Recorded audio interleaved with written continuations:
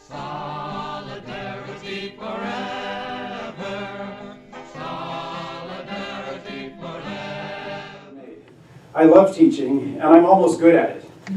Physics is a fun subject, and I have great colleagues, but above all, it's really about the students.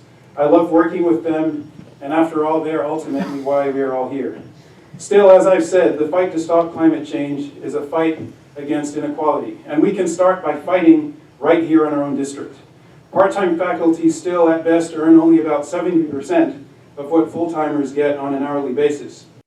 I remember one semester I was living here in San Jose, working at Kenyatta and at San Jose City College and at St. Mary's College in Moraga. 3 out of the 5 work days, I had to be on more than one campus, teaching an evening course sometimes on one campus and then turn around and teach a morning course on a different campus. And should a full-time position come up, there is no guarantee that we will even get a first interview, because it is likely that at least 50 and sometimes up to 150 other adjuncts are applying for the same position. Like many of my underserved peers, the ability to navigate through college all starts with the relationship you build with your professors and with your counselors. And I have personally experienced the great care and inspiration from both at Skyline. However, but if they themselves do not have the capacity, energy, nor time to help students because of their excessive workload, because of their fatigue, it fosters an environment in which students are being set up for failure rather than success, thus creating a rippling effect, affecting not only the students as an individual, but our schools as an institution and our community as a whole. On the peninsula, students and faculty at San Mateo County community colleges are demanding safer learning conditions. And as someone who graduated during the pandemic, I know how important the in-person learning experience is, but it cannot come at the expense of our lives and of our well-being. From a counselor's perspective, we've seen from experience the ripple effect of the impact of class cancellations. For a full-time instructor, this may mean having to rebalance your load. For a part-time instructor, this may be the only class you are set to teach this semester at this college.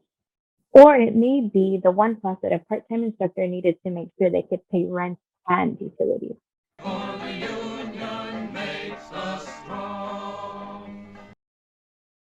When we preemptively cancel a class, sometimes in the middle of summer, without giving it time to fill, we are burning our relationships and breaking trust with students, even after they did everything we asked them to, everything right by registering early. Cutting their class puts the onus on them for now limited seats, with a cascading effect on students we're trying to recruit at the start of the term. Still a very considerable amount. If your classes are being canceled, it's obviously coming at the expense of your graduation rate. So canceling classes can be a result of low enrollment, but when the district cancels classes that students want, they are either forced to move to a different college, which also contributes to low enrollment overall. This process also leaves faculty and students behind. For teachers, hours of preparation goes into setting up the class and the coursework. And when the class is canceled, much of that work is devalued. My name is Hannah. My mom is Rika, and she is a sociology teacher at Skyline College. We are not only a teacher, we are a mother, we are a father with a family to support. Paid parental leave is an equity issue. We should not have to choose between spending time with our newborn and earning an income. I collaborated with members of the California Federation of Teachers, community college teachers from across the state, from San Diego to Humboldt. We all called in to the state assembly and gave public comment during one of their meetings, encouraging them to support the governor's budget request and healthcare for part-timers in the district. I have had a number of negative experiences with administrators in trying to receive my necessary accommodations under the ADA. Many months and delays of ordering a computer that was assessed for my work 4 years of ergonomic furniture delays. The office was never set up properly. Equipment was layered in. 2 years of not being able to access my phone. The delays for the computer meant that I got eye strain. 3 times I had to have antibiotics to cure an infection from eye strain. We need a more timely fashion in responding to faculty needs for accommodations.